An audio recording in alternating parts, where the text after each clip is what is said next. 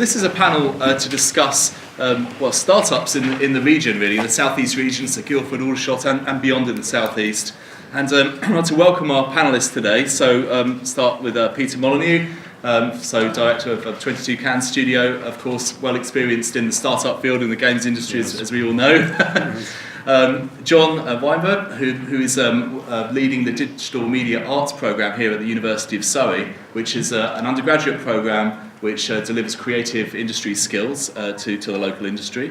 Dan Thomas from Move2, which is a digital agency that has a huge activity also in the local community in terms of supporting the games community through events like workshops, skills workshops and so on.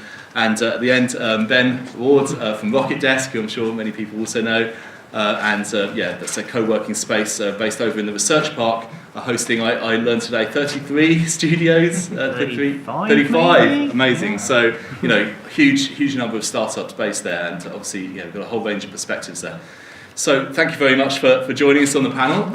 I'd just like to start then, I guess, with a question. I mean, in your view, what is it that makes the region such a great place for startups in the gaming space? And I mean, and turning that around, if there was just one thing in terms of infrastructure and support that this region needed to kind of promote the future sustainability of startups in the area, what do you think that would be? Maybe I could start. Yeah, Peter. Pass this around. Yeah. History first to start off with. I think, the games industry is about, 20 to 30 years old, and there's always been some game studio here. So that's the first thing. When you've got a bit of history, people have families, and then they're locked into a region and they can't move, even though they want to go to Hawaii or somewhere like that. And so history is one thing, but it's also a great. It's the communications, the connection, the closeness to the international airports, the closeness to London. It's got reasonable internet access that has been, good at the start, bad in the middle, and getting better now. It's got a great university for graduate programs. It's got a great research part. So putting that all together, there's some good reasons why Guildford is a great hub. I think, personally, if you ask me, what if I could wave a magic wand, what would I change? It's probably the traffic. I know it sounds ridiculous, but we've had to make our starting hours, 10:30 now, because the traffic, not only getting onto the research part, but also just generally in the centre of Guildford, means that people struggle to fight their way through that, and getting your staff to their place of work without them being half exhausted from going from buses or trains or whatever is part of the traffic. So is part of the problem. So I would say traffic. I'd also say I'd love to see more people who took courses at Surrey University working in the games industry. That it's just a personal passion of mine. I think everyone should work in the games industry. I'm sure we'd like to see that too. Yeah. All right. I think that one thing that's interesting about this area, there's lots of hubs of games activity around the country, but what's quite interesting about being in the southeast and being close to London is actually not the games industry.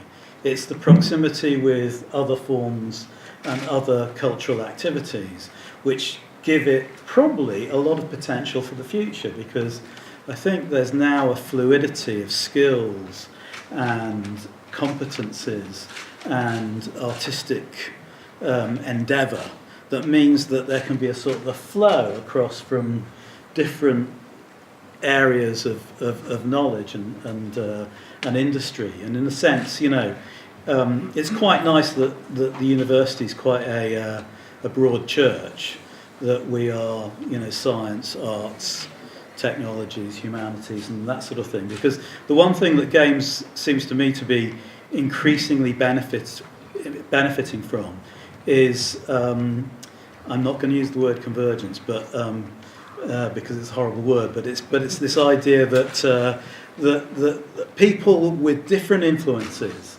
and diversities and different predilections and preferences and backgrounds come in and make something different. So for a startup community where it's not necessarily the established, or maybe it is the established starting up again and doing something even more interesting than they've done before, it means that there's a lot of fresh influences, which I think is very exciting. So what should happen to make it, to enable it, sustain it, galvanise it? Do I use that word? Yeah. See, I told you I stick to script. So yeah, to galvanise it. Okay, some funding is good. Arts funding is good. So it's not necessarily a totally commercial endeavour. So that people can take risks, make mistakes, and have disasters, so that interesting artistic stuff comes out of that. And that's something that I've always tried to promote: is that do something different, be interesting, don't go along with what's gone before, and that really does take some external help, some funding from. And some facilitation, not necessarily from the commercial sector, unless the commercial sector is very secure and wise and far-sighted, and sometimes they are, fortunately. What else? Lots of skills development, lots of bright undergraduate students coming through, and there are some around here. You might see a few behind cameras and things, and that always helps.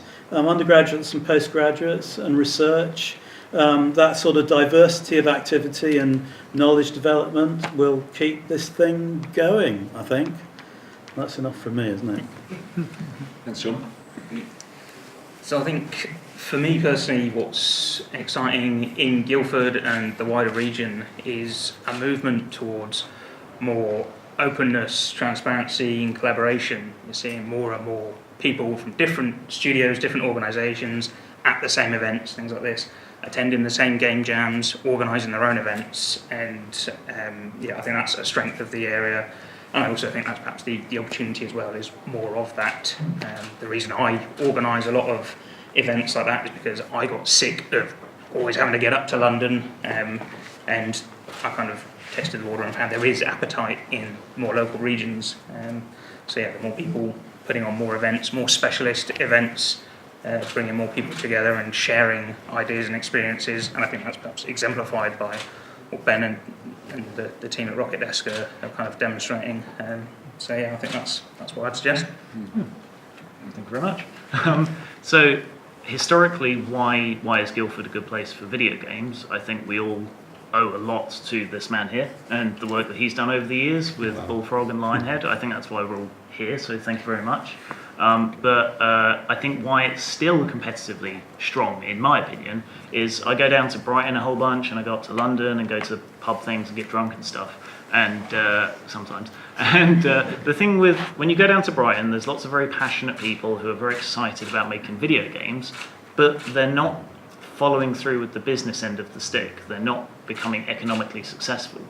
You go to London and almost the opposite is true. There's loads of money flying around, but there's not the creativity and there's not the strong game design skill. Or maybe there is, but it's drowned in a million other people, right? But Guildford has this perfect mix of both of those things, in my opinion. There's really, really creative, skillful people here, and they're able to turn it into a sustainable, viable industry, very, very successful. So you look at some of the startups recently, you've obviously got Hello Games and the great work they're doing. You've got Cavalier Game Studios, they're really kicking butt. PlaySport, working with Sega, they're really successful, scalable, strong startup businesses that I don't think you get anywhere else. So how to improve it? I think there needs to be, like you said, more funding for that kind of thing, like just tiny pots of money to let people run with it and scale up to a reasonable size. My first business, without waffling on too much, my first business was a mobile thing, and there was 3 of us, and we didn't need any money because we'd just quickly make this thing in like 3 months, and it would be done, and we'd ship it, and that was like 2011. You could make loads of money from stuff that way, but now it's not the case at all. The budget for my current game is like 20 times as much, and I'm only able to fund it because of those mobile successes. that's not an option that modern developers have. You have to spend a load of money to even get to the entry level, I guess. So funding, for sure, I would say. Great, thank you. So I guess a lot of people there touched on funding and also on people and skills locally. And I wonder, I mean, talent is important to any tech industry, right, and particularly to tech startups. And I wonder how important Guildford or the region more broadly is as a brand in terms of attracting that talent and making everything tick over and become sustainable. I mean, do you think there needs to be more done in terms of marketing the region as a brand for games? I remember Peter, two years ago now, was advocating, I think, putting a kind of Made in Guildford logo on games. I've certainly seen that on some of the games coming out of your studio, Peter. I mean, is that something that we need to be doing more, or is there more to be done in terms of galvanising the area into some sort of brand to help attract talent in? I'll start. Please, yeah, go ahead. Thanks for the thanks, by the way. And by the way, I agree with the point. This is going to sound terrible, but Guildford's not as interesting as Brighton and London, and that means that people tend to work later because, you know, the pubs are not so good. If I worked in London or Brighton, I'd probably, you know, go down the pub at lunchtime and spend the afternoon by the sea or do whatever. So I'm not saying Guildford's boring, but it's easier to focus. That's what I think branding is a big thing. You know, there is a very important moment for me that happened just a few months ago. I was over in China, you know, and I barely know any places in China. You know, I know a couple of cities in China. And I was talking to one of the publishers over there, and he asked me, he didn't know who I was really, he asked me, where are you from? And I said, I've got a studio in Guildford. And he said, oh, Guildford, I've heard of Guildford. And that was a great moment for me. Yeah. Because one thing that you're absolutely right is I love the idea of a startup culture. I adore the idea of people taking risks, and I adore the idea of people doing things that bigger developers wouldn't dare do. But we have to have an audience, and that audience is normally going to be some sort of publisher because they have got lots of money in their pockets to invest in those startups. And if it makes our lives as developers so much easier if they know where we are, if they think, oh, well, I know they're in Guildford, I know they've got a talent pool, I know that great success stories have come from Guildford, it actually is a real advantage. And like a self-fulfilling prophecy, the more people that we have in Guildford, the more publishers we'll attract. And you know, one of the great things about RocketDesk, and one of the great things about the proposition of a hub, and in fact I had this today, Apple came down to visit us today, and the reason that they came down was partly because we're nice people, but also because they had 3 other developers to go and see. And that's where the benefit really comes in. If you can invite, you know, NetEase or Tencent down, you know, they may not come and see you, but they may come down just to see 4 or 5 developers. So there's a huge advantage in there. Let's all push that and continue to push that. You know, I know that it's a stupid idea putting a little Made in Guildford logo on there, but maybe that, you know, Chinese publisher saw that and maybe it just stuck in his mind. So let's carry on doing that and carry on talking about Guildford and talking about the benefits of Guildford. Thank you. Guildford as a brand. It's interesting. Why not? Yeah, why not, I suppose. It's funny because what you're saying about proximity is a big deal. So if I've got a checkered history, but part of it was in advertising and filmmaking. And the film industry, if you've got a screening, you have to have in Soho. Why? Because funders, distributors are really lazy, and they will not travel and they will not have meetings unless they can have 6 meetings in the day without moving away from, you know, within about 10 minutes walk of their desk. So this idea of a hub and it's a self-fulfilling prophecy. You know, there's a whole lot of people that games funders, publishers, interested parties can come to see in this neck of the woods. and that is really handy because publishers are lazy, and funders are lazy, and venture capitalists are extremely lazy. In a good way, in case there are any venture capitalists in the audience. That's really important. I also think one of the things that Brighton has is develop, which everyone likes, but it might be, it's just a little thought in the air, some kind of festival, some kind of celebration, some kind of games and related media event that will bring the world to Guildford as well. And if that happens, we need a bit of infrastructure in terms of more cafes, more places to hang out, certainly more ones near the university, please. But just basically because those types of, again, from the film and TV business, those types of hangout places are really important to not only do deals, but also cultivate ideas. And we all have them in the pubs in Guildford. You sit around and people start talking about what they want to do, and that spawns an idea, and you find that there's an artist at the next table, etc. So that idea of gatherings is really important. So you don't want to formalise it too much, but some kind of fest, some kind of sort of activity like that might be good. I think a creative social space is something that is lacking. I mean, we've got the Drummond, but let's be honest, it's not entirely creative in there. Especially now they don't allow smoking, and half the creativity is gone. If you go to Brighton and London, there are those spaces where people gather, and they've got their long tables, and you do miss that down in Guildford, that's for sure. Yeah, it's a good money-making opportunity for someone to open a really cool social space. Rocket Coffee. So it's convenient you mentioned that. A conversation I was having literally just before this event was with Sam from Yuki. We are very, very at the initial stages of putting the wheels in motion for trying to get some form of Guildford Games Festival together.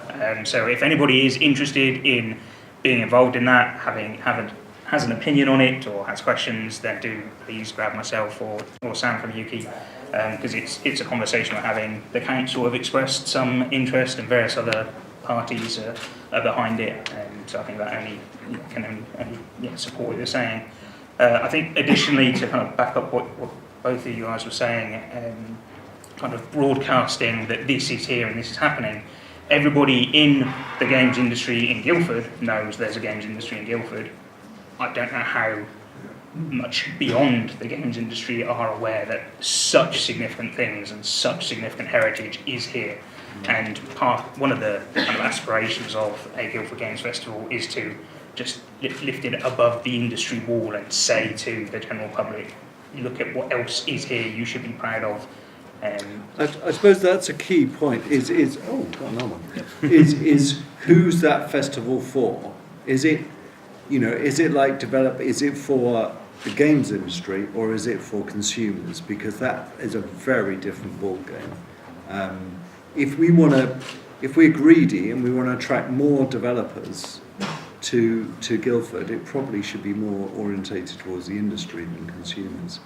And it, like everything, and maybe this should be the heart of it, is there needs to be something unique about it. You can't just stick a load of developers in a hall and hope that they're going to come up with the greatest thing of all time. There needs to be, a unique angle to it, and to draw people here and to the Drummond.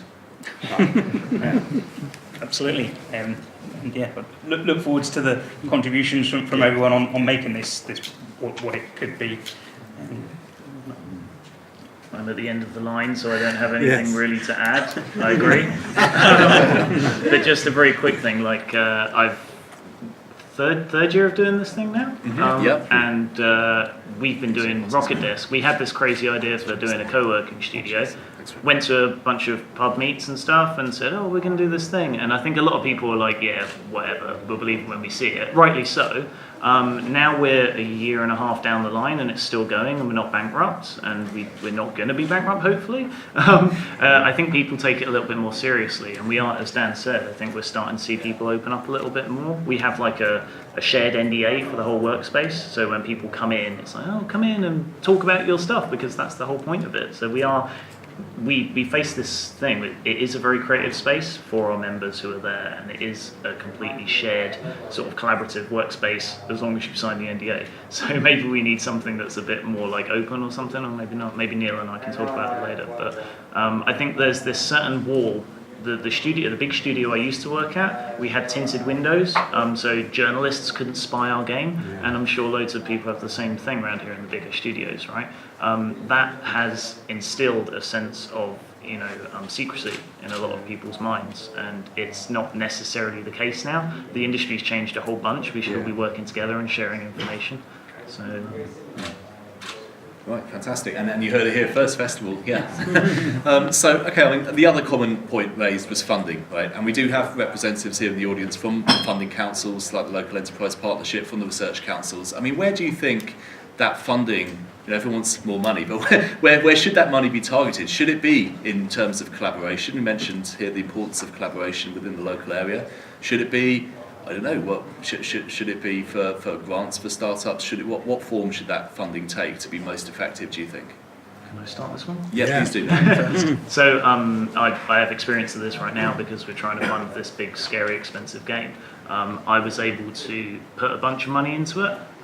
When I say a bunch, I mean like 60 grand, something like that. So tiny budget for most people's considerations, but for me it's massive and scary.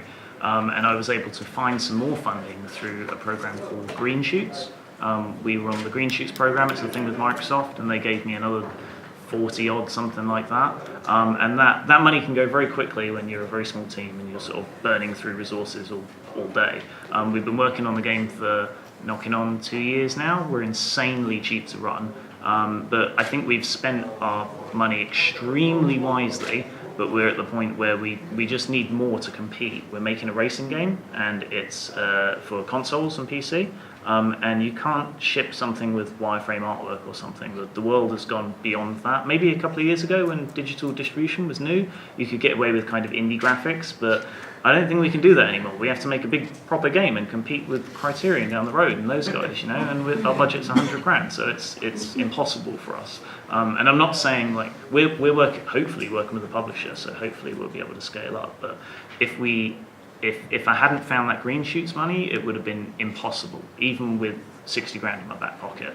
You don't need a huge amount of cash, you just need something to get it to prototype stage. As everyone knows, get it to prototype stage, and then the most promising ideas will percolate forward. But I'm seeing a lot of people come to RocketDesk, students and startups and refugees from larger studios, and they just don't have the cash to get started. So if there was some magical money pool that was allocated somehow, magical money tree, that was given out sensibly to the people with the most promise, then I think that could really accelerate. This is what Silicon Valley does and Hollywood does, and they're not completely open with their cash, but there's room for people to grow.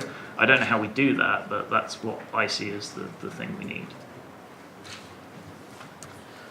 I guess I don't have a huge amount to add or insight. One thing I do think perhaps there comes from uniting and getting organised as a hub or a known region is perhaps a more desirable proposition, as Peter was saying about Apple, is for perhaps offshore investment to come, and if they're going to come and meet a bunch of companies, well, it's great to know that there's this organised ecosystem in this geographic area, and we can come and we can bring back to UK again. I know they bring in legions of companies from China or other places who are looking for these kind of businesses. And again, it comes down to if the audience doesn't know you're there, then you're going to miss out. But if you can be organised and have a presence and have this reputation, then you're going to get attract visits from perhaps global funding, which is perhaps an option. Yeah, different types of funding. It seems to me there's more than two, but let me say two for the purposes of neatness. So, I mean, if you're funding something in this field, I guess you're either funding project, okay, so you're choosing like interesting projects, or you're funding commercial sustainability. So the thing is that a lot of government funding over the past sort of 30 years has moved from the idea of funding artistic endeavour into funding commercial sustainability. Now, what that tends to mean is that in certain circumstances, there's a risk, I'm not saying it's necessarily happened, but the same types of projects that will be funded by commercial partners are also funded by the non-commercial partners. So, hence, the Arts Council funding's shrunk and shrunk and shrunk, and, enterprise funding is all about growing businesses and growing sustainability. Now, sometimes, it seems to me, there's a sweet spot where those two coalesce. It's very, very rare. But in a sense, it's very easy to forget that if you want diversity, if you want newness, if you want to expand the reach of the types of artistic and creative and technical endeavour that a place like this, an industry like this, can do, you mustn't forget about what seems like something non-commercially sustainable, which is an artistic endeavour, and to be prepared to have that not necessarily be a commercial success, but be a creative success that spawns people, expertise, and stuff. So I think it's a complicated balancing act. I mean, me, because I'm that way inclined, I would tend to look at funding the artistic endeavour rather than the commercial sustainability, because I think there's plenty of spaces for commercial sustainability funding. And I think there's a gap in the types of Indie Arts Council stuff, especially in games. And related media, because it's always seen as an economic powerhouse. The games industry is bigger than the film industry and the pottery industry put together, or whatever it is, whatever the latest metric is. Who cares? The point is, nice, interesting experiences are made through this particular weird combination of technical and creative. So, concentrating on allowing people who are really left field and ideas which are outside the main, I think, is where I'd stick it, but that's just me. Okay, well, funding is the big issue. How many people here have, gone down the funding route, tried to get funding, had an idea, gone onto a website? How many? Stick your hands up. How many people here have tried to get funding? Okay, and I know a few of you. And how many people here, if I had a big pile of money and said, have you got an idea, how many people here would want to start up? In other words, is funding the issue for you? Yeah, there's quite a few people. I think for me, this is the big problem. When I've started a business up, we've met down the pub and thought, I've got this great game idea. And the funding always comes secondary. What's the idea, and what format I'm going to do it on. And that's the problem. Is that it's the big stone wall for creativity. It's the big stone wall for risk taking. But weirdly, there is money out there. There's money. There's people who want to invest in crazy ideas. Some of those people are publishers. Some of those people are VCs. As long as you're in fashion, like a few years ago, if you started up a VR studio, that was in fashion. You'd probably get VC money, even a startup if you had a reputation. Sometimes it can be government funds. I find it bewildering, even though I've gone through this for over years. There's a bewildering number of different funds requiring different hurdles to be let through, and everyone you talk to has a different format for that. What we really need is some sage person you can go and ask and say, look, I've got this problem, and I've got a 2-year development cycle. I don't want to sign up a publisher on day one. I want to get to a point in my development cycle that I've got something really spectacular to show to a publisher or whatever, and I need this amount of money. And if we had someone that you could go to, which was locally based, that would be incredibly useful, because it is an enormous challenge. I mean, it's probably the biggest challenge of being a developer, not being a genius programmer, not being a great artist. It actually is, knowing where that money is hidden away and knowing the best route to it. The worst thing you could do if you're going to go to a publisher is go to a publisher with, your idea on a piece of paper. They want to, they've got to be totally convinced to invest. Thanks. I'm acutely aware we're running very short on time, if not quite a bit over. What I want to do is just very quickly is just get maybe just a closing remark, a few words maybe from each panellist. There'll be people out in the audience who maybe just started out on this route. There'll be students who perhaps watch the stream of this online who are thinking, I think I could do this, I could go and make a startup in the gaming world. What would your advice be to them? What would you say to them as they set out with that idea? Just a few thoughts. Short A lot of things.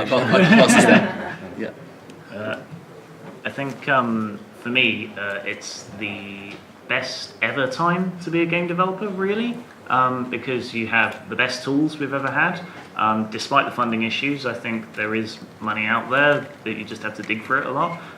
You've got the widest cultural acceptance of our arts that has ever been before, despite going on the radio to advertise this thing this morning and being asked, isn't video games just for guys in their bedrooms when they're teenagers? And I'm like, no, it makes more money than movies, right? But I don't know if that's the right answer to that. But yeah, I think it now is the golden age of game development. It's the most accessible it's ever been. We've got the best gender diversity we've ever seen, although we've still got a hell of a lot of work to do in that particular area. We've got more people making games than ever before. I think now's a great time, and there's really nothing stopping you, even if you're skint and you don't have funding, working in your spare time and shipping something that can reach 1 million people. I made a mobile game on my own, and it was rubbish, and now it's been played by 28 million people, which is crazy. So it's possible you can do it. You just got to put the legwork in. So my advice is go and do it. The advice I always give to young people, or people generally foolish enough to ask me for advice, is don't be afraid to ask for help. I always say just go out, go down the Drummond where your peers might be, or come to these events, and don't feel you have to go and be, I know everything, I'm confident, I've got all the answers. Go and be a bit vulnerable and say, I've got this problem, I'm not sure how to do it. How would you do it? When you ask someone for advice, and particularly in this area, in this industry, people are proud of the knowledge and the skills they have, and people are, I've never come across anybody who's refused to give advice. And when somebody gives you advice, it's kind of like a micro investment in you, and actually they've given you advice, and if you act on it, it's kind of in their interests that you do well. So they'll be thinking of you and any opportunities they might have to help you, because they've given you advice, because they've invested in you and they want to see you do well. They'll pass that on, and that's certainly been how I've blagged my way into this kind of position. So yeah, don't be afraid to ask for help would be my advice. So before I arrived here, I ran a postgrad games course at the National Film School for Film and Television School for 6 years or so, and small course, and lots of people came through it, and really the ambition was for them to start small studios. Unfortunately, a lot of them did. A lot of them have started their small studios and they're dotted around the place, actually making things. And some of them have got funding and this sort of thing. So how did they do it, and who were the successful ones? I always used to say to them, look, 2 things, right? Be interesting, because you've got to make interesting stuff, so be interesting and different. But also be useful.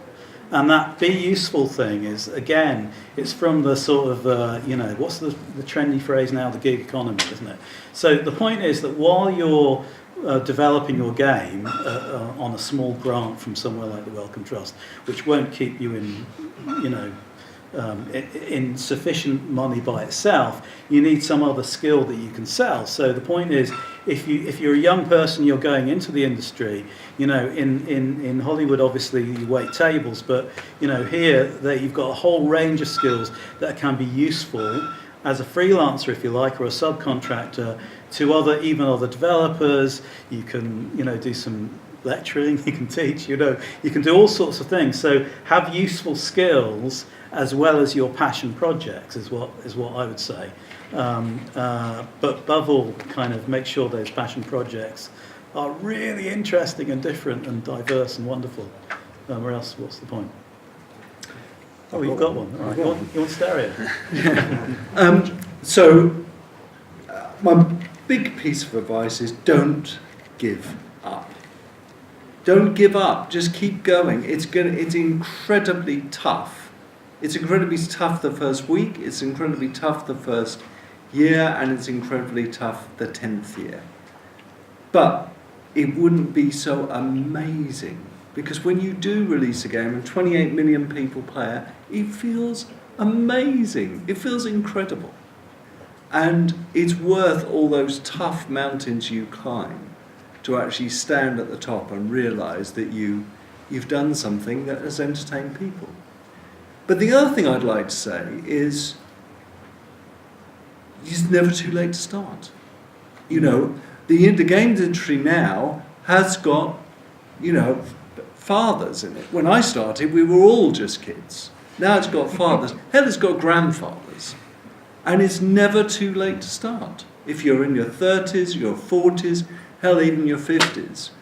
You can come to mixer events and you can find those 20-year-olds and think, well, I could join that team and I could make a difference. So I think anyone can be a startup. If you've got a unique idea, if you've got passion, if you've got energy, and if you don't expect to be a billionaire within the first week of starting your company, then you should consider it. Great, thank you. Thank you very much to all of our panelists.